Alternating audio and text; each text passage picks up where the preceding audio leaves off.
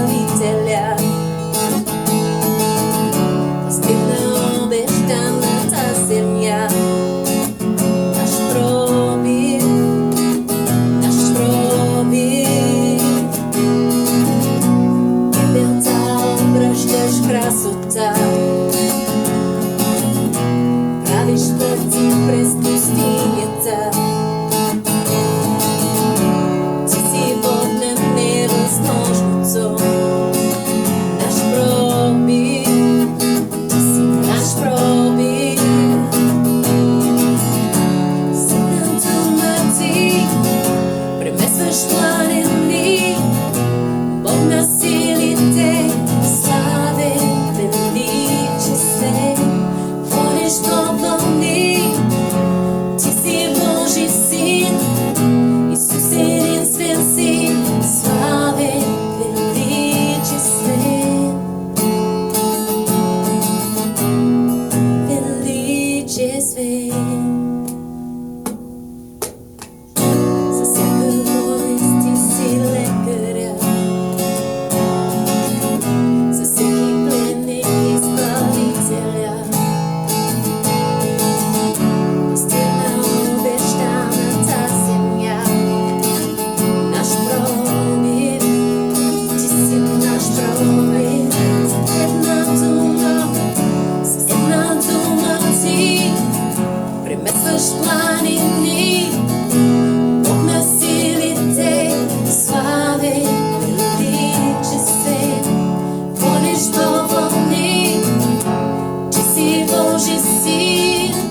Исус единствен си, славен, величествен. С една дума ти преместваш планини. Бог на силите, славен, величествен. Водиш до вълни, ти си Божи син. Исус единствен си, славен, величествен.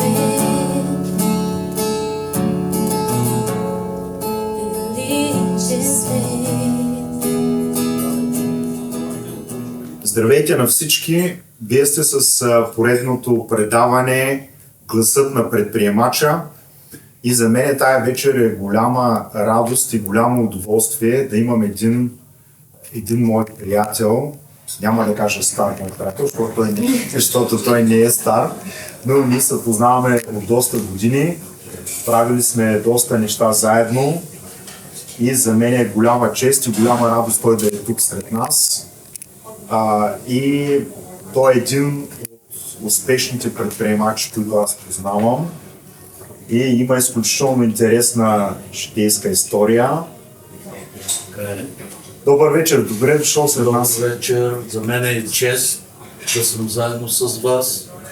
Благодаря за поканата и бих желал да не се впускам много дълго така в дълбочини, но с всичко това, което ще кажа, искам да прославя Бога. Добре. Разкажи ни ти с какви бизнес се занимаваш в момента.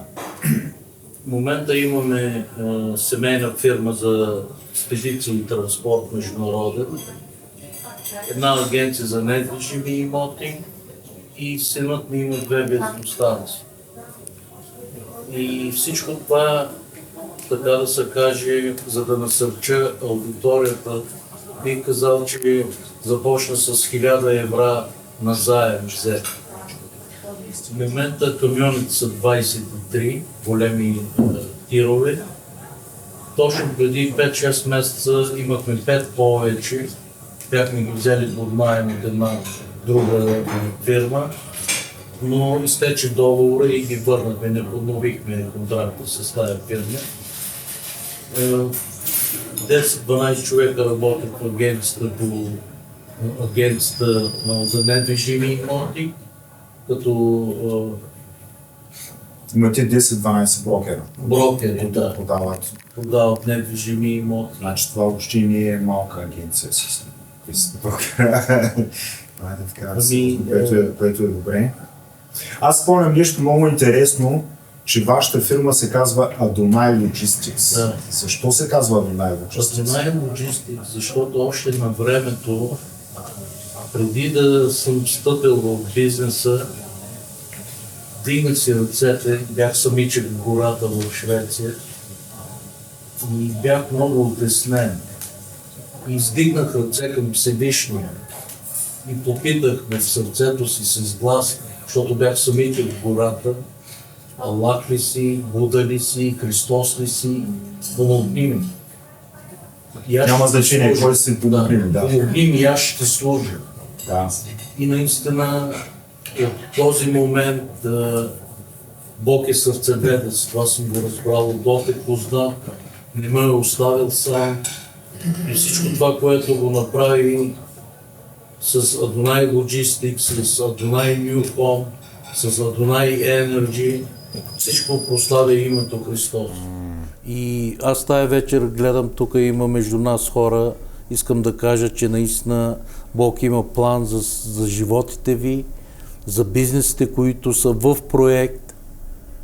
Просто трябва да се хванете здраво за Христос. Това е ключа от, така да се каже, от палатката. Ключа от палатката. Да.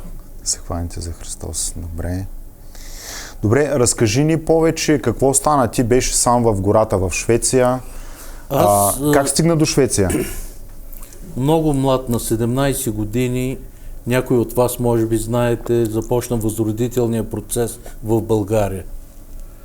И аз бях отличник в училище по туризъм в Смолян и се противопоставих против този процес, хвърлих комсомолската книжка и курсовата ми още е жива. Жената през 6 месеца ми се обажда: ти, вика, заради тебе мен ме наказваха редовно, административно, че не мога да възпитам. Бях много буен и отличник бях в училище и не се съгласих просто с възродителния процес. И се навлякох неприятности. На 18 години, знаете, всеки трябваше да влиза в казарма в България.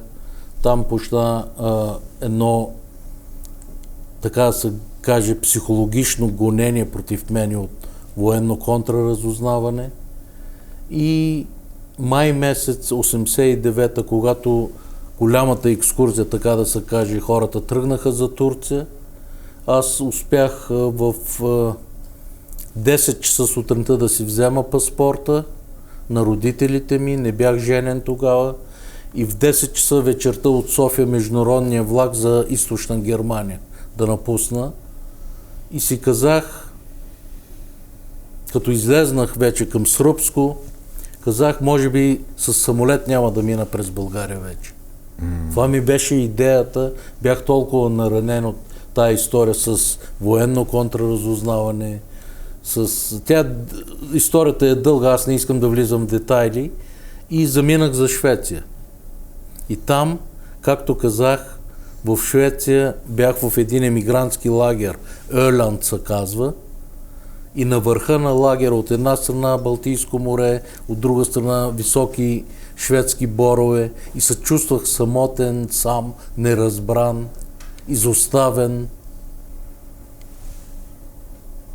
На кръстопът, къде, как да потегля, как да тръгна, на къде да тръгна. И тогава вдигнах ръце и потърсих Всемогъщия.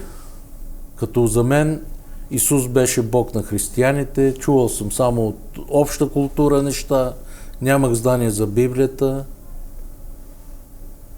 И 7-8 години по-късно, като се върнах в България, аз се върнах по-рано, в смисъл 7-8 години се молих да приема Христос в България за мой Спасител. И Святия Дух по свръхестествен начин докосна сърцето ми и умът ми. Дори твоята първа молитва беше чута. Ние бяхме 3-4, жена ми, едно семейство мисионери, и аз се стъписах, казах, как е възможно това? Аз бях самичък в гората, дори не съм го споделял с никой това. Че съм викал към Всевишния и Всемогъщия Бог. Но така се случи при мене. От Швеция можех да претендирам за политическо Да бъдеш беженец, да. Да бъда беженец в Швеция, но реших да излезна и да напусна Швеция, като в Полша от Варшава чрез Червен кръст, полския Червен кръст, да замина за Америка, Канада или където и да е, само да не е България. Но пак се озова в България. Но там офицера от Червен кръст ми каза, вие имате демократичен президент Жельо Желев, нещата вече вървят демократично в България, трябва да се върнете обратно. Както и да е, върнах се, но за мое съжаление само имената на службите бяха се променили от държавна сигурност на национална сигурност. Същите офицери, същите функции в Родопите продължиха до, може би, 95-та година. Беше много специфично. И бях заплашен от офицер от ВКР в Джебел, че много говоря, ще ми се случи нещо. Аз бях женен вече с малко дете, на 6 месеца синът ми. И с жена ми решихме до Чехия да отидем, понеже Чехия безвизова. И купихме билети по 50 марки, мисля, че беше билета до Прага. Оттам платих едни 1350 Deutsche Mark и нелегално се прехвърлих в Германия. Тя историята дълга, ще я направя по-кратка, за да не го оттекчавам. В Германия след близо 2 години съдът реши, че трябва да се върнем в България. Те знаят, че демократичните процеси в България не са бързи толкова, колкото в Централна Европа, но трябва да се върнем в България. Върнахме се в България и слава Богу нямах вече проблеми с държавна сигурност, с такива полицейски измишльотини и работех в една турско-английска фирма за конфекция в нашия град. Имаше инвеститор, около 300 човека шивачки и помощен персонал, може би около 100 човека. Аз отговарях за опаковъчния цех. Тя турско-английска беше фирмата и отговарях за опаковката. Всеки път стрикно държах, нали, в кашон, който има примерно етикет 100 броя, да отговаря на етикетите и всеки път от Англия получавахме предупреждение, че размерите на дрехите не отговарят на етикетите им. Това беше шок за мен. Как може такова нещо? И се нагърбих да разреша този проблем. Първо ви казвам, трябва да хванете точните хора. Едно момиченце на 18-19 години, може би, работеше в моя цех и понеже, ако някой от вас има знания, всяка дреха си има размери. Гръдна обиколка, полите, кръста, нали, ханша и така нататък. И в една маса я накарах за всеки модел да направи една таблица с размерите. И на ден се произвеждаха около понякога 5000-6000 броя. И тя с още едно момиче, всички трябваше, които влизаха в пакетажния цех, да ги измерва. Обаче първия ден се получи направо шок, почти до тавана некачествена продукция. Не отговарят на размерите. Не отговарят на размерите и дойде отговорника за шивашкия цех, той беше от Турция. Каза, какво правиш ти, за какво се мислиш? Казам, аз нищо. Вика, ще викна директора. Вика и го викам. Дойде директора, взе една дреха, измери, ка не става. Втора не става. Като е прав Субхи, вика, ние от една година ни говорят, че размерите не отговарят. Искам да ви кажа, че Бог ни дава мъдрост. Как да преценим и как да подходим. И този проблем беше разрешен. За 2 месеца проблема коренно се разреши. Low Profile се казва фирмата английската от Лондон. И така до 2000-та година изкарах там. След това получих виза за Германия. 18 чужбина. месеца. Пак чужбина. Пак чужбина. 18 месеца бях сервитьор в един 5-звезден хотел. Жена ми искаше да дойде в Германия и да не се връщаме, обаче се оказа, че трябва пак да се върнем в България. Няма оттърване от тая България. Правиш, струваш пак. Не, аз просто първия момент в Швеция казах, с самолет няма да мина през България. Но когато успях да им простя на тия хора от Държавна сигурност, Бог ми даде мир. Вау. Казах, моето място е България, не да щракам, а да споделям с хората какво Бог е направил в живота ми. Аз пак бих казал, че аз не съм по-ценен от който и да е било.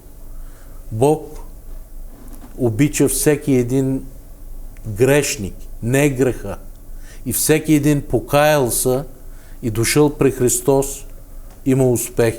Аз не знам какво е депозирал Бог в вашите сърца, но със сигурност ще имате успех. Вау. Знаеш, аз това, което си мисля, че ние с тебе се познаваме от доста години, но се виждаме рядко. Не се виждаме...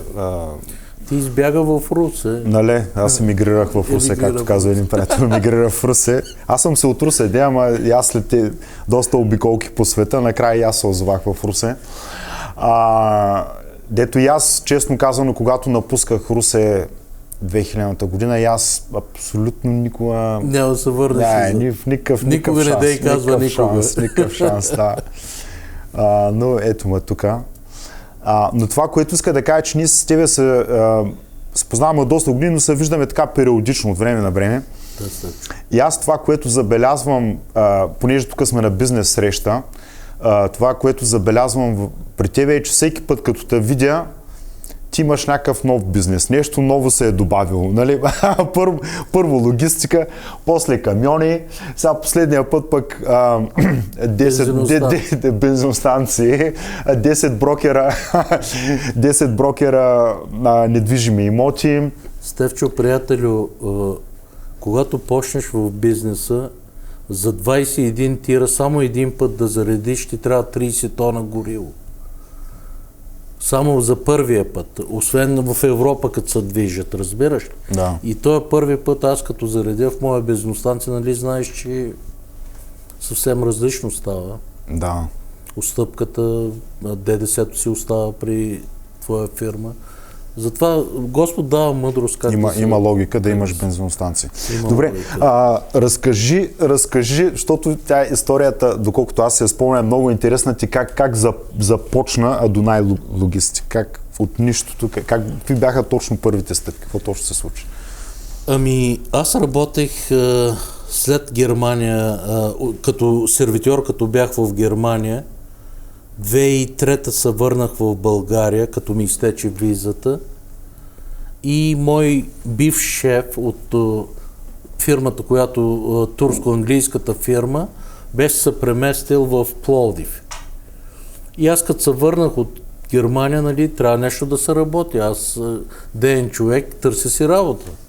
И му се обаждам, вика, къде си бе? Викам, от Германия се прибрах. Ще видим сега дали се връщам. И той вика, идвай в Пловдив, ако търсиш работа. Тъкмо една турска фирма беше инвестирала сериозни финанси, за 1300 човека персонал имаше. И аз почнах като административен организатор да работя в тая фирма. 2 години издържах по 14 часа всеки ден. И ако ви кажа за какви пари, може би ще кажете, това не е възможно. На минимална ставка. Все ще се оправи фирмата, ще изплуваме и такива едни обещания. За светлото бъдеще. За светлото бъдеще. Точно за светлото бъдеще. И след 2 години и 3-4 месеца решиха да му освободят от работа от днеска за утре, без предизвестие. И аз питах, естествено, имам 2 деца, тогава децата бяха малки, сега слава Богу вече поеха в бизнеса. И попитах каква е причината, нали, да му освобождавате, не си гледам работата ли. Основната причина беше много турци работеха в шивашкия цех и аз като намеря време споделях за вярата си, за Иса Месих с турците на турски, с българките на български за Исус Христос. И те викат, той е луд нещо. Казаха, той е изперкал нещо. Веднъж събраха на една голяма стая, така имаше голяма маса и един от съдружниците вика, Субхи, какво искаш, кръсти да си закача на врата да върви бизнес. И аз към, това е лично решение. Ако искате, направете го. Пробай, може той да почервеня, пожълтя човека и не след много дълго обадил се от Истанбул, от утре да го няма. Опа. И аз имах кредит и с жена ми мислихме цяла нощ, въртим се, децата малки, какво ще правим, как ще подхванем. И Господ направи така, отвори врата да почнем спедиция. Взех 2000 лева, затова ви казвам, че 1000 евра бяха на заем. То нямаше евро тогава. Имаше ли? И евро имаше. 2001 са при еврото в Германия. Аз 2003 като се върнах. Значи имало. И един мой приятел, който в фирмата возеше работниците, обади ми се, каза, разбрах, че сте изгонили от работа. Викам, да, и сега викам, чудя се, в Германия ли ще ходя? Къде, как ще се оправя? Пак на кръстопът. Пак на кръстопът. И вика, какво мислиш да правиш? Викам, една спедиционна фирма ще направя. И колко пари ти трябват? Сметнахме на черно на бяло. 400 лева един найем от панаирна палата, 3 в Пловдив, за телефон толкова, за счетоводител и така и така. И почнах с жена ми, направих визитки, почнах да ги раздавам. Естествено Пловдив, международният панаир беше доста активен по това време. И раздавам аз на турците на турски, на българите на български, на германците на немски, каквото мога. Обаче Бог е верен и почна дневно да изкарваме по 50 лева с жена ми, по 100 лева, които бяха огромни пари. Аз работих в турската фирма за 600 лева на месец. Вау! И голяма радост да взема, когато нещата почнат да вървят така, както си очаквал и си е благословение. И така се получи, че почнахме експедиция да работим с жена ми. След 7 години синът ми завърши университет, медицинска физика и каза, татко, искам да разширявам бизнес. Казах, от мен какво се очаква? И той каза, тирове да купим. Аз технически просто не знам дори откъде се вдига кабината на тира. Той също, той е студент на 24 години. Отиваме в София, взимаме едно Рено, първото Рено, имам снимки още. И един колега го помолих да вдигне с крик, за да мога да регистрираме Реното. Аз не знам то хидравлично, обаче откъде, как, има си специфика. И така почнахме един тир, 2, 3, 5, до 23 изкарахме за сега с Божията помощ. И най-радостното е, че семейството сплотено работи, никой от нас не получава заплати. Всеки работи, като има нужда, се покрива нуждата, взимат се, не мизерстваме, слава Богу. Не, въобще не мизерствате, аз мога да кажа, че... Благословени сме, но мисълта ми е, дъщеря ми още е студентка и сега завършва тая година, но от една година трябваше да влезне в бизнеса. Вика, татко, ти ме хвърли в дълбоки води. Викам, за да се научиш да плуваш по-добре. Фактури, чемерет, аз не ги знам, тя се оправят. Така е, налага се. Сега някой трябва да командва. Така е, иначе няма ред. И слава на Бога, наистина Господ е велик. И аз искам тук да добавя нещо, че понеже преди малко говорихме, в физическия свят има нива. В бизнеса също има нива. Нали, говорихме, Любо, примерно, е с 5 човека, той трябва да мисли как да ги направи 8, 10, дай Боже, 20 човека да му работят. Или повече, колкото той прецени.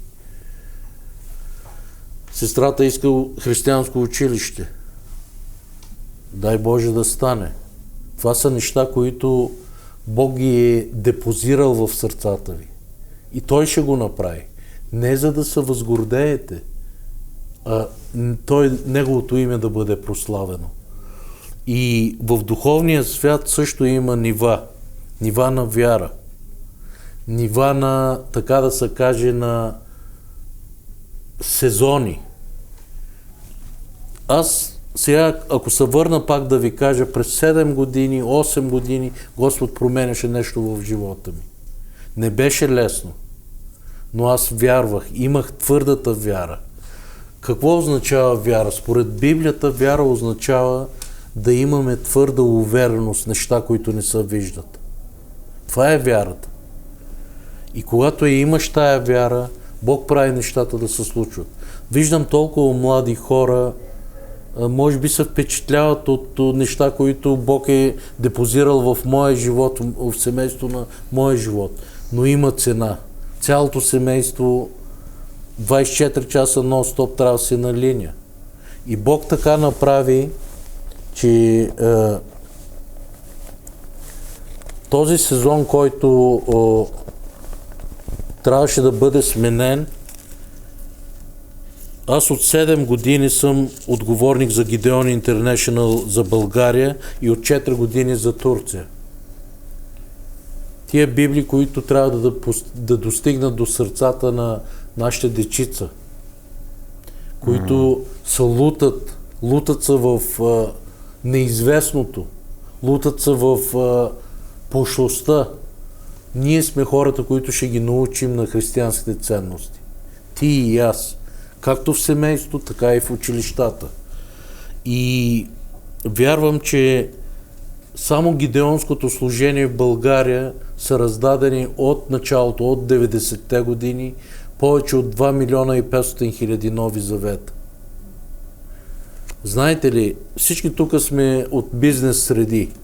Някой е платил, вече е 2 евро и 15 цента печатането и доставянето на Новия завет, за да бъдат нашите деца благословени, за да бъде България благословена. 2 милиона 500 хиляди нови завета са доставени в България, те са разпространени, някои може да стоят в шкафчето още, но ще дойде момент, когато гладното сърце ще го намери и с вяра ще го приеме.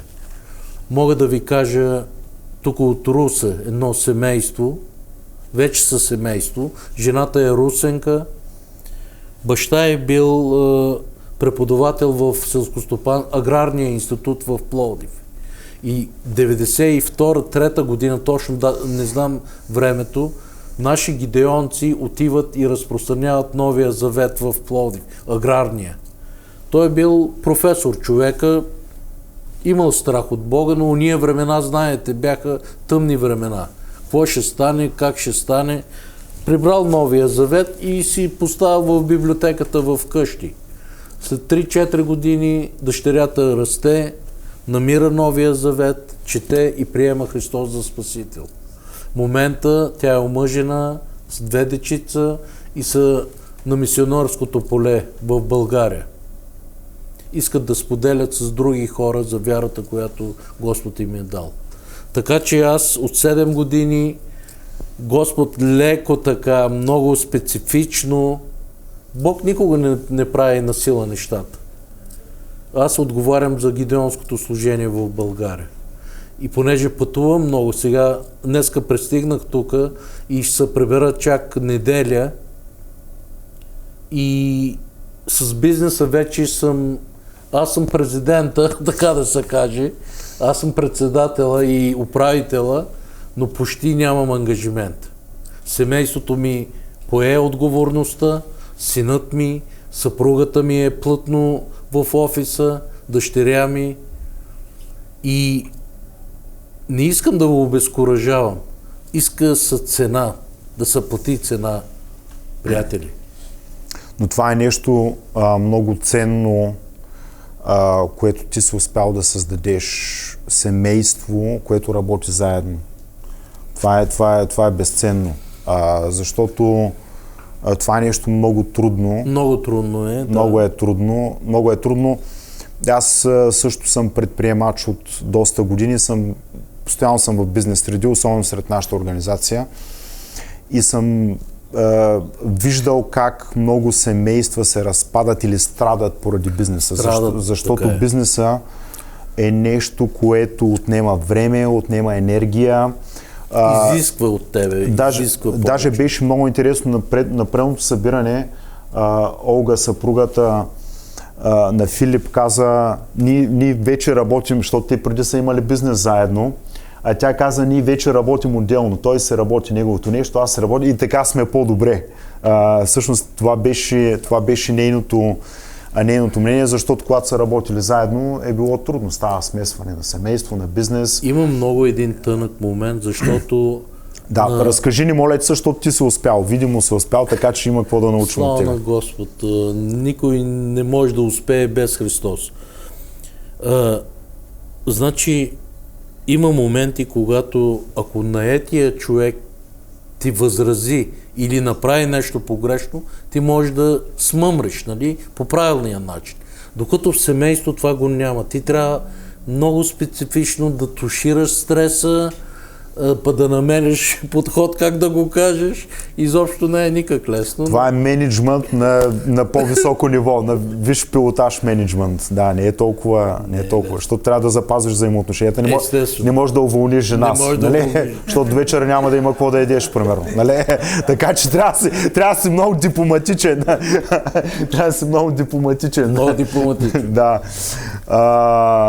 Наистина, това е уникално. Аз, между другото, съм бил в Пловдив, познавам съпругата ти, познавам сина ти. Аз даже спомням, когато се запознах с него, аз бях на гости, бях останал във вас, мисля, че там... Аз понеже идвах редовно на тия земеделските на изложенията, идвах всяка година, когато бях така интензивно се занимавах с земеделие, идвах всяка година и сме се виждали, ти идваш, аз съм идвал у вас. И спомням така, синът ти още от начало ми направи много добро впечатление, беше много светнато момче, много умен, много знаеше така и как да говори, как да се отнася, изключително приятно семейство и съпругата ти. И аз лично имам много добри впечатления от твоето семейство. Живота, така да се каже, преди да срещна Христос, му ограби мене. Не можах да се образовам. Бягах, търчах тук, тая страна, другата страна, но пък Господ навакса всичко това, което беше ограбено. Синът ми се образова, аз понякога не мога да го разбера той на какво ниво мисли и как действа. Но образованието, ценза си играе ролята. А то, освен всичкия този голям бизнес, синът ти е и президент на футболен клуб, нали така? Изпълнителен директор. Изпълнителен директор на футболен клуб, да, той беше... На Спартак Пловдив. На Спартак Пловдив, да, той беше предител футбол. Аз наистина, може би е много млад още, очудвам се как намира тая енергия, защото клуба има школа с 300 деца, мъжки отбор и понякога цял ден не мога да го хвана на телефона. Той ангажиран някъде, трябва да разрешава някакви проблеми или само ми пише, ще се обадя, цял ден не може да стигне до мен. Не може да стигне до тебе, да. Но това е. Бизнеса и нещата се изискват времето, вниманието. Така, а ти на всичко отгоре си и дядо. Това е най-добрата част. Най-добрата част. Най-добрата част. Имам внук и внуче, които много ги обичам и са голямо благословение за мене. И така, като не ги видя един ден, почвам да ги търся. Почваш да ги търсиш, да. Аз те следя редовно във Фейсбук с внуците тук и там. Те са... Добре, понеже ти видно от това, което разказваш, си силно вярваш човек. Вярата е много важна в твоя живот и в бизнеса. И тук ние преди малко си говорихме, че има принципи, има естествени принципи, има духовни принципи. И видимо, моите наблюдения от твоя живот са, че аз, както казах, като те видя периодично, ти се добавяш някакъв нов бизнес, все нещо ново. Видимо, има един растеж, някакъв постоянен растеж такъв в живота ти. Може ли да не разкажеш, защото всеки тук един от нас, някои започват, други са на някакво ниво, искат да отидат на друго ниво и така нататък. Можеш ли да ни споделиш кои са тия духовни принципи или всъщност специално в твоя живот вярата, каква роля играе в този растеж? Вярата е основното нещо, което прави нещата да се случват според мене в моя живот. Да. Но при всеки един е различно. Аз, например, преди тук няма и 2 месеца регистрирах Adonai Mobile. Искам да вкарвам коли от Америка. И с съдружник. Защото имаш свободно време. Не, никакво свободно. Не. 50% съдружи с човек, който ще работи и ще гони нещата. Добре, чакай сега. Всъщност аз така като слушам, то отива на малко ми звучи вече като Adonai Group, защото ти имаш няколко фирми, които се казват Adonai, нали? Adonai Logistic беше Adonai първата. Logistic. После? Adonai New Home. New Home, това е недвижимите имоти. Недвижимите имоти, Adonai Energy. Energy, какво прави Adonai? Бензиностанциите. Така. И Adonai Mobile сега. Сега коли от Америка. Да. Аз нямам свободно време никакво. Но видя ли човек с капацитет, просто инвестирам в него, давам му 50%. Понякога ми казват, как така 50% той става съдружник. Аз нямам време да правя, той ще стане, он няма да стане, да си правя тестове. Видя ли, опознае ли човека, залагам и напред. И до сега не си имал погрешен залог? Някой да ти се струва, че ще е добър партньор, да заложиш на него и той да те издани? Случвало се, наистина, всяко едно решение носи последствия след себе си, което може да донесе загуби на финансови ресурси, но учим се. Всички се учим. Така е. Особено с хората е най-трудно. С хората шофьорите при нас получават много добри възнаграждения, около 2-2500 евро си докарват, но това е една професия, която е много тежка. Те пътуват по 40 дена са на път и аз абсолютно ги разбирам, но за мен е по-важно, ако не му стигат парите, да поискат 200 лева повече, отколкото да източи 100 литра нафта да открадне. Нали? Защото кражбата е... В Библията пише, това е един от принципите, не кради, не лъжи. Една от 10 Божии заповеди, така е. Аз имам един приятел също, който той имаше и той около 30 на тира, имаше 60 и няколко шофьора. И аз от него знам, че дори и Сталин не е могъл да се оправи с шофьорите, нали? Това е така една приказка, но има много свестни и между тях. Има и свестни, да. Хора, които работят усърдно и с труд си печелят средствата. Но всичко това, което комунизма е опропастил в начина на мислене в хората, майстора взима от цимент, сервитьора от сметката, той е грешка, той е станал грешка, той не взема, той просто е станал грешка. Грешка? Да, грешка в сметката. Аз между другото винаги, аз му казвам сервитьорска грешка, нали? Никога не е било сервитьор да ми вземе по-малко пари да каже стана грешка. Винаги някак си грешката е в обратната посока, така едностранно стават грешките, еднопосочно стават грешките. Да, така се крепеше СИВ, Съвет за икономическа взаимопомощ. От тук вземеш, там дадеш малко или не дадеш. Не знам как е съществувало, но... Съществува там до някое време.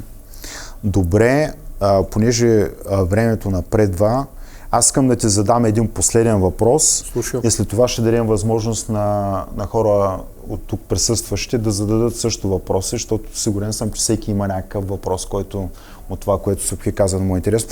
Моят въпрос е следния, понеже ти си много интересна личност, наистина си интересна личност, ти си от турски произход, а си християнин. Тук не говориш, ти си изключително успешен бизнесмен, човек с видни, явни финансови, сериозни финансови резултати и с много добро семейство, нали, което тая комбинация за мен е много голям успех. И ти за всичко това казваш, аз тук те слушах вече колко пъти, благодаря на Бог за това, благодаря, нали, само... Добре, можеш ли накратко да ни разкажеш, защото нали, тук има хора, които сега си мислят, бе, той турчин, пък говори за Бог, нали, ти си казал там Аллах ли си, какъв си, нали, говори ми, направи нещо, нали, ти не си знаел за какво става. Можеш ли да ни обясниш накратичко, кой е този Бог, за който ти толкова много ни говориш тая вечер и как може човек, който търси, да срещне Бога? Библията казва, хлопайте и ще ви се отвори. Когато търсим Бог всемогъщия, Той е един. С цялото сърце, всички уми, сила, Той не пренебрегва нашите молитви.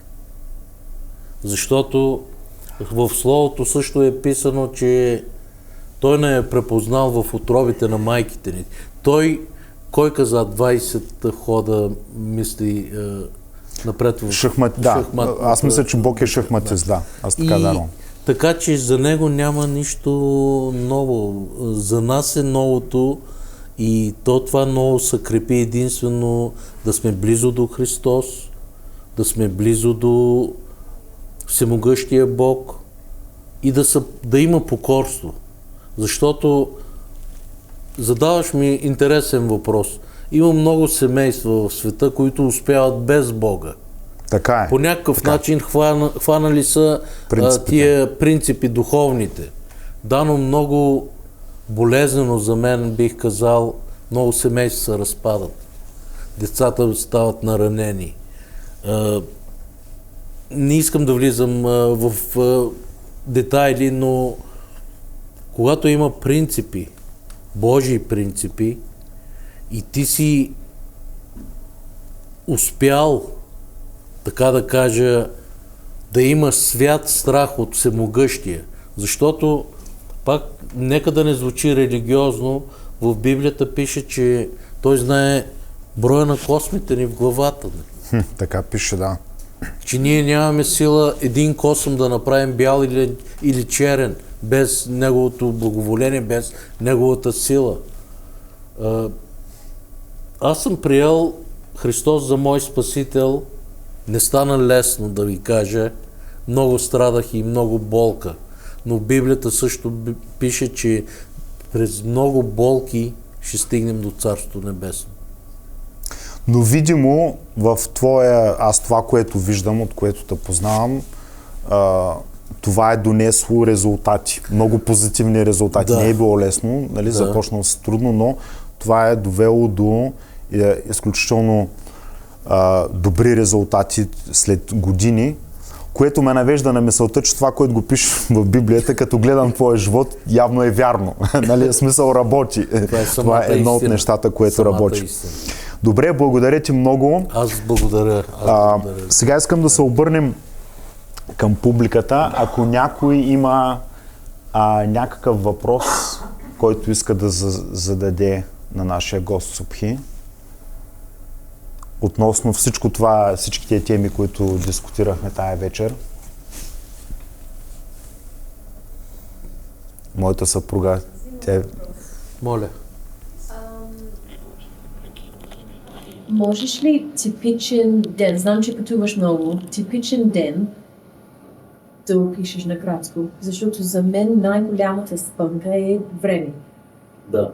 Времето е... И предполагам, че ти имаш още повече неща, които... Имам много ангажименти и понякога аз съм шефа, но сега като се откъсна една седмица от къщи и като се прибера, има сумати неща за вършен. И аз трябва да спретна ръкави и да не съм шефа, а да съм изпълнител. И жена ми каже, тук това е станало, там това да се занесе, да се докара. В семейната фирма не можеш да кажеш, аз съм този, ти си тази, всичко работи задружно. С един пръст, аз и друг път съм казвал, може да се опиташ да повдигнеш масата, но с ръката, ако хванеш с 5 пръста, можеш спокойно да я повдигнеш. Така че за семейството съм готов да правя всичко, така да се каже. И времето принадлежи на Бог. Гледам приоритетите да си ги направя. Значи в Библията пише така, няколко пъти цитирам вече, преди всичко да търсим Божието царство и Неговата правда. И всичко друго се прибавя. Сутрин като стана, първата ми работа е да благодаря на Бог за новия ден от живота ми.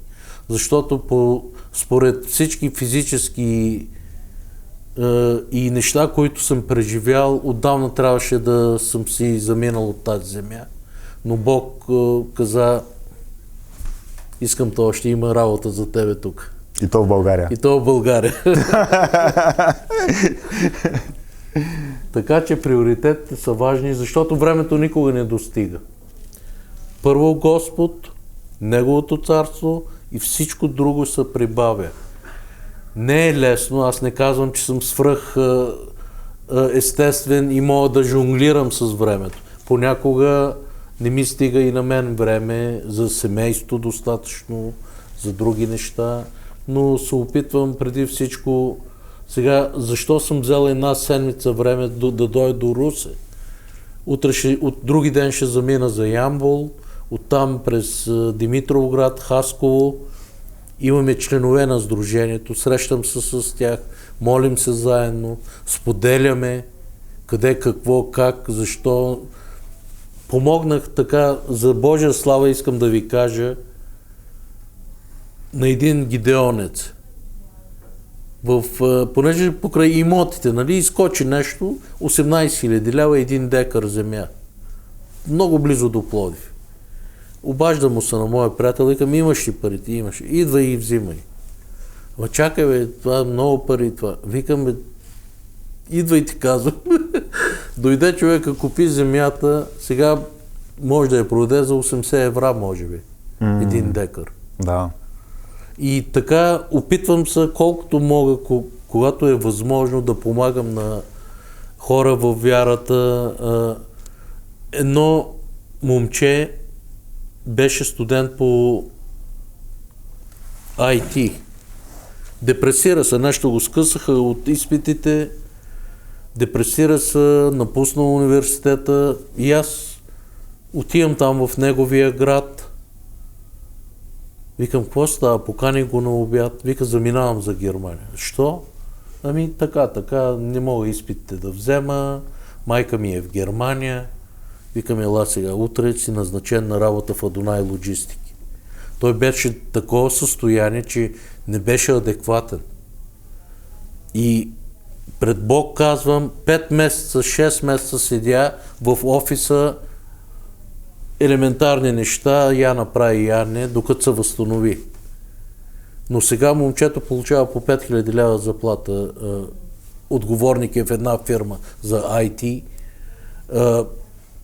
Дребни са нещата, обаче опитвам се да помагам на хора наистина, които са стъпили в вярата, имат нужда, понякога дори само хей, здравей означава нещо.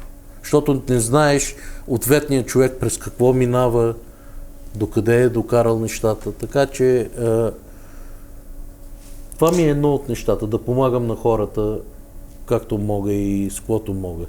Мога също да споделя с вас, не знам дали първия път го казах това, бях на кафе една сутрин с едни приятели и като се прибирах, на тротуара беше седнал един бездомник. И кракът му толкова надебелял, инфектирал се, че от обувката му течеше кръв и гной. Вау. Първият момент си помислих, ще му дам 20 лева, може би няма пари да се нахрани. Но изведнъж просто Святия Дух ми проговори дали твоите 20 лева ще свършат работа. Върнах се, той беше бездомник, от Мадан е човека, но родителите му са починали, работил в кръвоферма, станало инцидент, инфектирал са крака и са го изгонили от работа. Закарал го в болницата, доктора каза, след като го постригахме, нали, що годе при виден вид, и доктора каза, трябва да режем крака. Аз казах, не, ще направим всичко възможно да може да се оперира, да се изчисти. И се моля през цялото време. Доктора също ми каза, той няма осигуровки човека, 5 години трябва да се платят назад. Тогава бяха около 1290 лева, мисля, че. Вижте, това, което Бог на благослави ни дава, то не е за нас. Да, за нас и за семействата ни. Но пак ви казвам, когато единицата е добре и множеството е добре, обществото тогава ще благоденства. И закарал го човека, платих му осигуровките, оперираха, слава Богу, изчистиха му крака и му подарих Новия Завет. И той почна да плаче. Мъж на, може би на 35 години, с сълзи почна да плаче. Вика, кой си ти, бе? Защо го правиш това за мен? Никой не го е правил в живота ми. И аз отговорих, че аз съм вярващ, обичам Христос. И Христос обича Него. След една седмица беше изцерен крака, спасен и исках да му намеря и работа като пазач някъде, но той каза, аз искам да съм свободен. Викам, какво означава това да си свободен? Ами аз пуша, пия, искам да отида. Къде, вика, ако те търся, къде мога да намеря? Викам, ще ме търсиш в Апостолска църква, Пловдив. И така се разделихме. Това са единици от нещата, които правя за Божия слава, защото вярвам, че Господ като благослови някой, то не е само за да щрака с пръсти. Ние трябва да... Христос дойде за да послужи. Ние трябва да сме готови да послужим. На слабия, на нямащия, на вдовицата, на сирачето, на чужденеца. Така пише в Библията. Ти си един от най-необикновените предприемачи, които съм срещал през живота си. Не знам. И знаеш, това е пак във връзка с това, че библейските принципи наистина работят. Представете си едно общество, където и до една степен развитите страни са го постигнали, защото там, честно казано, богатите хора, те в един момент започват да се отдават, те стават филантропи, те започват да видят какво могат да помогнат на други хора, защото то в един момент, нали, ти изкарваш някакви милиони, нали, и на тия не ти трябва трета яхта. Нали, ти прямо имаш, нали, смисъл, в един момент тия пари, които ги изкарваш, те повече не ти вършат. Но в твоя случай интересното е, че това са наистина библейски принципи, които ти говориш. Примерно да търсим първо Божието царство и всичко останало се наред, защото аз го виждам, доколкото я познавам, го виждам в твоя живот, защото ти си човек, който наистина първо поставяш Божиите неща. Нали, ти току-що каза една история, която е едно към едно от Библията от добрия самарянин. Нали, той видя един човек на улицата, ти си го взел, платил си му осигуровките, завел си го на лекар и си му помогнал на този човек. Това носи ли ти удовлетворение? Значи, носи ми, дава ми мир това да го правя, защото аз, пак казвам, минах през много сериозно изпитание. Всичко това с държавна сигурност, с преследването и така да се каже, чувствам се длъжен да го правя. Видя ли някой в немощ, аз се чувствам длъжен да му помогна. Аз много често отивам в болницата в Пловдив да се моля за болните и съм се молил за различни хора в различно състояние. Имах един случай, когато младо момче, лекарите са го оперирали и не са го зашили, защото няма надежда. И аз отивам и той прие Христос. Не знам какво стана после, дали се помина или оздравя този човек. Но бяха направо през едно, през две го зашили, колкото да не му излезнат вътрешностите. И аз се молих за този човек, казах, виж, Христос има бъдеще. Не е лесно в това състояние да застанеш пред човека, той се бори за, може би, за последните минути живот. Всеки един от нас е призван да прави добро, не по-човешки, а по Божия начин. Христос каза, в затвора бях, не ме посетихте, болен бях, не ме споходихте. Всичко това ни говори, ние като общество трябва да се събудим. Като общество трябва да положим основата християнските ценности, за да може да има ефект след време. Дали ще видим ние този ефект, не знаем, но това е основата за мен. Вау, благодаря ти. Някой друг има ли въпроси?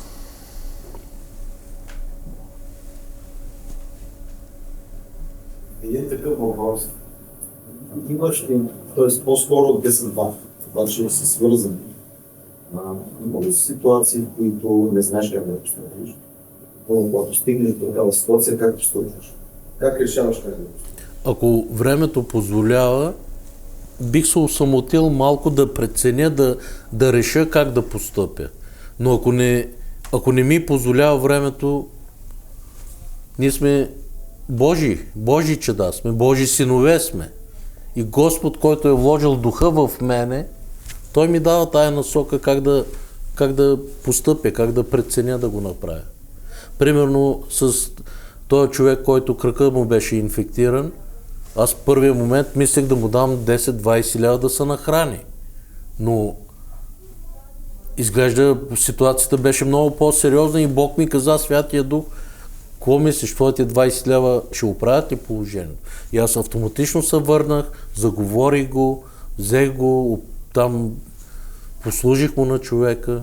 Отивам в полицията да му изкараме нова лична карта и жената вика, къв сте вие, за какво вика му помагате, да не ви е роднина? Защото аз казах, че съм от Кърджалийското, от Мадан Смолянско. Викам, не, аз съм вярваш, викам. И тя, жената, се втренчи в мене, вика, продължавай, младеж, по този начин. Хората виждат доброто, разбирате ли? Когато го правим в името на Христос, когато няма гордост, когато няма себеизява, хората чувстват, че това е нещо специфично. Всъщност, с други думи, ако мога да перефразирам това, което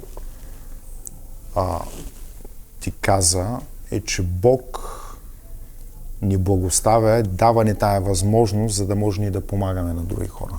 Така е. Водените от Бога са Божии синове, казва Словото. И знаете ли, не може, ние не сме Господ да излезнеш да почнеш да раздаваш банкноти. Той Господ не го прави, аз не съм го виждал. В смисъл, аз не съм срещал някъде. Не можем и да огреем навсякъде, разбирате? При най-добри чувства и желания не може да огреем навсякъде. Но водените от Божия дух са Божи синове. Ако като в моя случай Бог ти каже, не дей подминава сирачето. 1 лев ли е? Колко е баницата? Няма да обеднееш, няма да станеш по-богат. Дай му тая баница да се наеде детето, обаче за Божия слава. Не да чакаш после, ела тук да ми изметеш гаража. Разбирате ли? Всичко, което се прави за Божия слава, Бог го зачита и прави нещата да се случват. Субхи, ти наистина си, може би, най-необикновеният предприемач, с който съм разговарял. Един от определено най-необикновените. Защо така мислиш, Стефчо? Ами, защото, примерно, сега казваш, че си го видял там този човек на улицата, който аз разбирам, че си чул Божия глас, ти е казал 20 лева, няма, защото ние, нали, така си мислим, ние сме забързани хора, на той ще му дам 20 лева, нали, той ще отиде там да си купи нещо. Да. Но понеже ние също сме помагали на много бездомни хора през годините, сега ако му дадеш 20 лева, той няма да си купи за храна. Нали, Цигари, много често цигари, пиене, нали, нещо друго. Но това, нали, особено човек, който е толкова ангажиран като тебе, нали, с толкова много бизнес и така нататък, ти да си отнемеш от времето, нали, да отидеш да се занимаваш с този човек, да ходиш до полицията, да му вадиш, да ходиш до НОИ, да му плащаш осигуровките, да го водиш до болницата. Да, това е жертва. Това е много голяма жертва. Това е много голяма жертва. Това е жертва за Господа се прави това. Да, разбирам, че това е твоята мотивация. И аз пак казвам, ако ние християните се обединим, не може да наспре нито корупция, нито нищо. Защото аз знам, че ти като си на ниво еди кое си, че ти ще се грижи за страната, за моите внуци, за бъдещето им, за неговите внуци, за семействата им. Знам, че ще мога да разчитам, защото докато не дойде на власт хора, имащи страх от Бога, няма да може да се оправим. Аз съжалявам, че го изричам това, но трябва да има свят страх от Господа, от Всемогъщия. Добре, благодаря ти много, че дойде в далечното Русе. Благодаря ви. Това беше от нас с Субхи Хасан. Едно изключително интересно интервю, където той сподели много ценни неща, които е научил в живота си, за което ние му благодарим и ще се видим скоро. Благодаря.